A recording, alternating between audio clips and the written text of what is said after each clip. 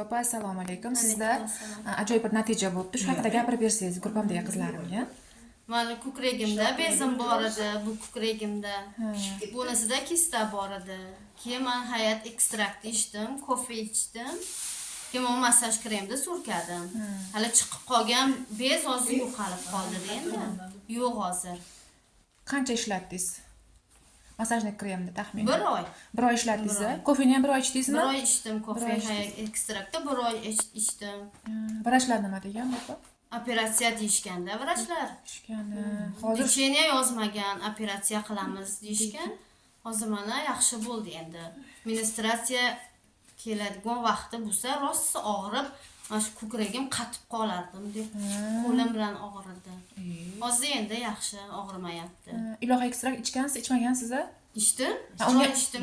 Ha, uni ham 1 oy ichgansiz? Kofe ichdim, Kofe ichdim. ichdingiz.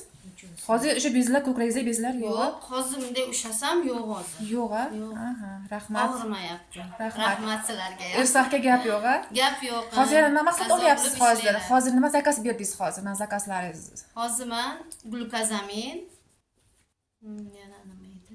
Glukozani zakaz urdim sizga Zakaz. hozir. Grippeshi zakaz urdim sizga Gripression. hozir. Ko'knor yog'i urdim. Ko'knor yog'i. Tizzamda tizzamda yara bor ekan, o'shani operatsiya degandiz. qilamiz deyishadi. Hozir endi o'shalarni olib ichaman endi. Iradoxon maslahat. Xudo xolasa.